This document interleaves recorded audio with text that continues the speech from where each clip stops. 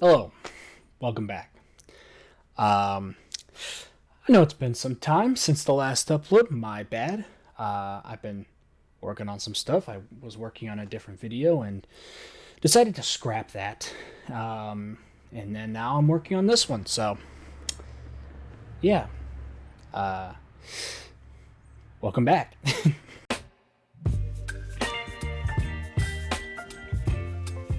Full transparency, I know nothing about this movie, other than the fact that it's based off of a video game series of the same name, which I haven't played, so we're just going to talk about the movie.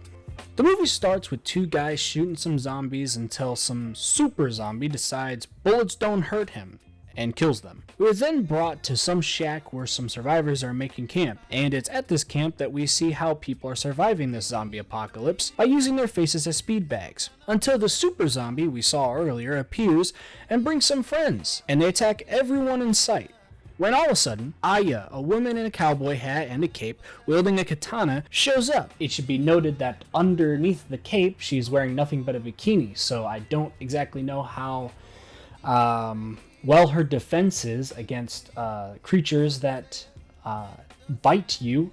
So yeah, but I'm sure what she lacks in clothing, she makes up for in defense somehow. That's usually how it works in video games, right? We find out that she's not really there to save anyone, more so to find someone named Saki.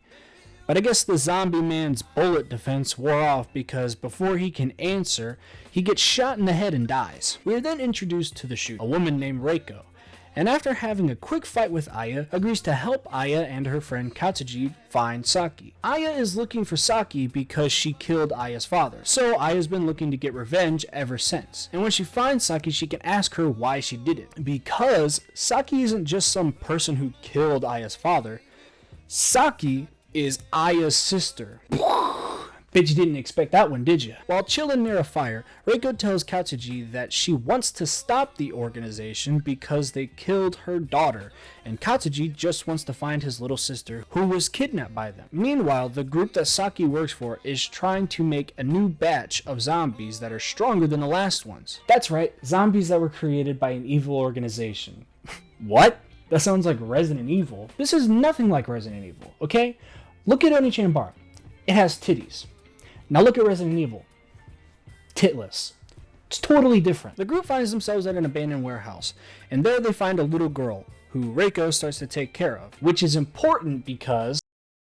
God damn! Could you at least let me finish my sentence? Also at the warehouse, Katsuji's sister appears, but now as a zombie, and instead of giving him a loving embrace, she just wants to eat his face. At first, he doesn't want to hurt his sister, but after he realizes this is no longer his sister, stabs her in the neck, killing her. Also, Saki is there, and she's got the girl from earlier, until Aya shows up and she decides she doesn't need her anymore. Saki and Aya then engage in a sword fight which ends with Saki running away like a little bitch. The group seeks shelter in an abandoned hospital where Reiko tries to help the little girl who is bleeding out.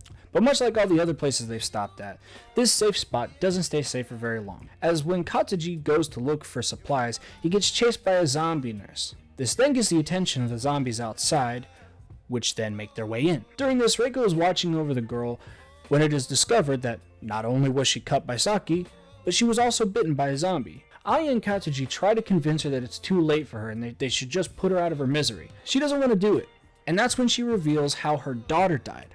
Her daughter died because she was turned into a zombie and Reiko had to put her down, and she doesn't want to have to do that again. But Aya and Katsuji decide to move on, as Reiko stays behind, and with a horde of zombies making their way through the door, she fights them off as much as she can, even killing the little girl who is now a zombie in the process. But she's then swarmed by all the zombies. Aya and Katsuji find the Not Umbrella Corporation's base, which doesn't really make a whole lot of sense considering that they needed Reiko to find the place, and now that she's not there, how did they find the base? It's not like she told them at any point during the movie where it is. I don't know, man. Don't ask me. I just watched these garbage movies. No one said I had to understand them. Inside the base, they meet the guy who runs Not Umbrella Corporation. I don't even think they say his name through the entire movie, so I'm gonna just call him Super Kyle. Why?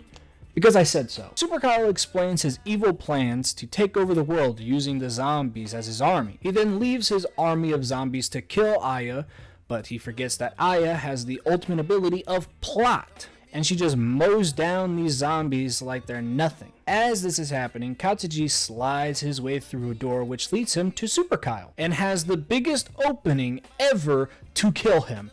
And he fucks it up, which leads Super Kyle to be 2 seconds away from doing a reverse King Arthur until a convenient zombie comes in and attacks Super Kyle. And Katsuji grabs Super Kyle's sword and stabs the space next to them, which kills them. Could have just saved yourself some time and stabbed him in the neck like you did your sister. Aya is still dealing with a massive horde of zombies, and it's starting to take its toll on her, as it seems like there's just no end to them.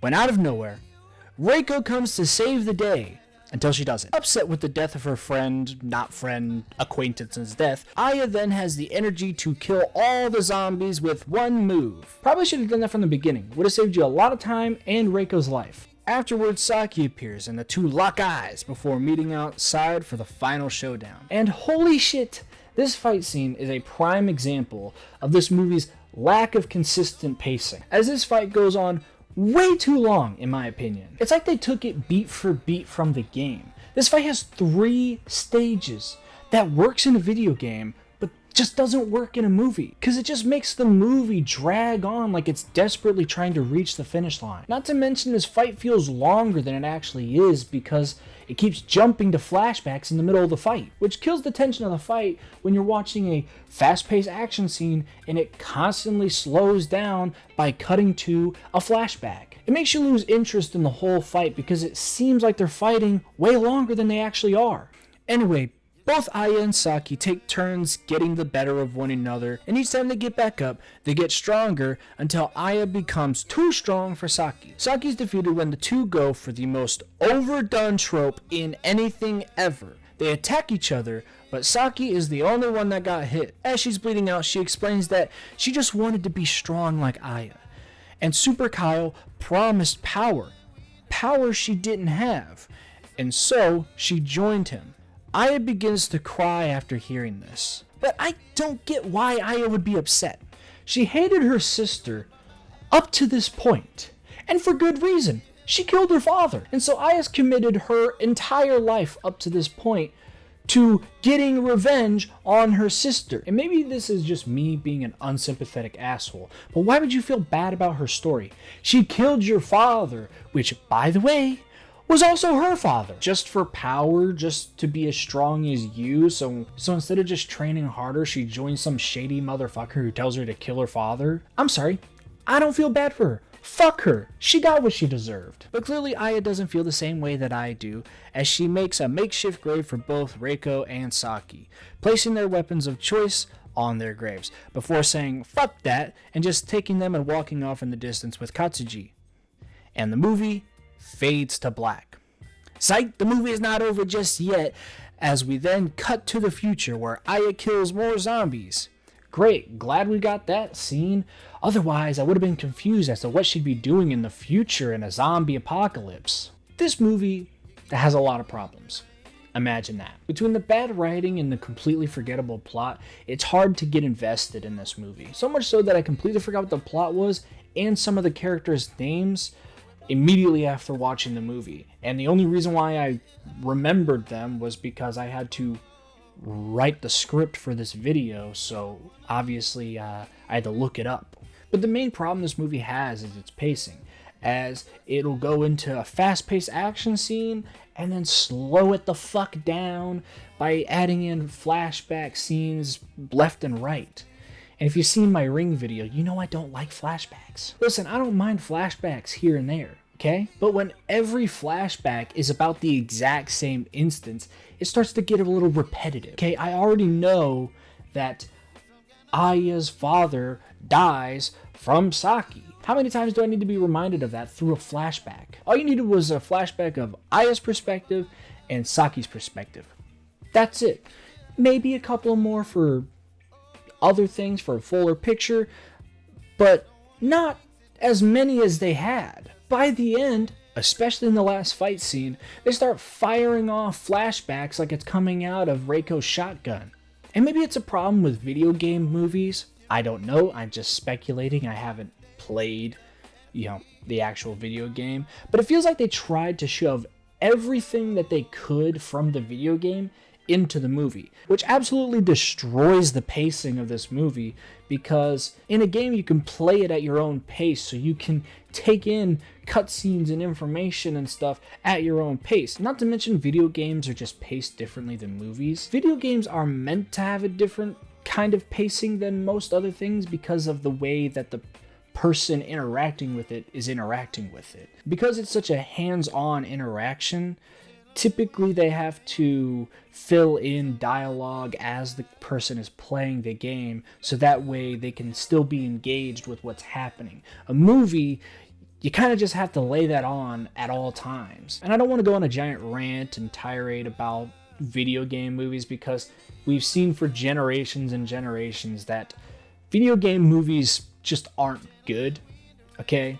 So I'm not going to base this movie off of how accurate it is to the video game, because I don't know what happens in the video games. And it's because I don't know that I can't really tell you how I feel about necessarily the story as a whole of Onechanbara, more so just what this movie tells me. Because it constantly feels like there's more to the story and I'm just missing out. Like there's a more context given in the games than there is here, because a game, once again, has a lot more time to tell you a story than, say, a movie does. A movie, because of budgeting, can only really last about an hour or two, where a video game can take 6 hours or 8 hours to tell a story. That being said, I don't think that this movie is completely dog behind. There is some good camera work here and there, and some of the action scenes are pretty good too. Now, does this make up for the rest of the movie?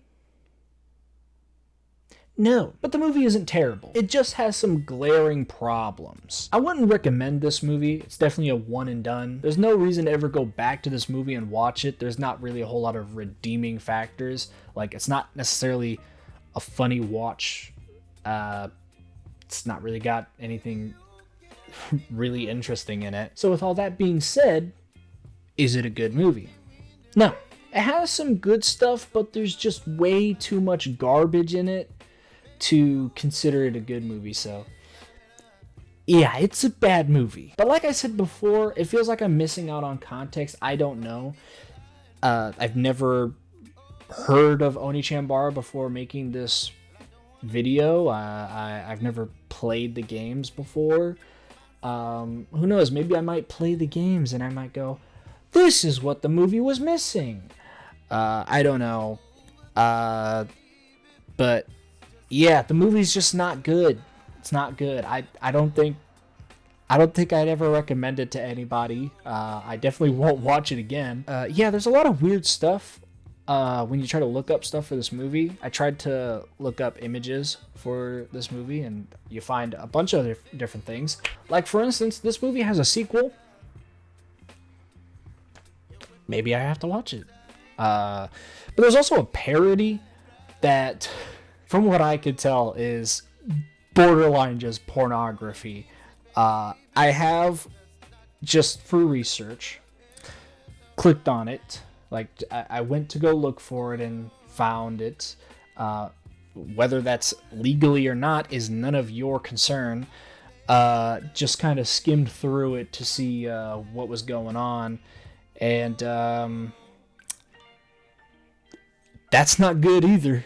But who knows? Maybe I have to use my second channel for an actual purpose. And who knows? If people want it, I could play the games on the second channel. At least one of them, you know, just for context. I don't know. But yeah. Other than that, that's it. Bye.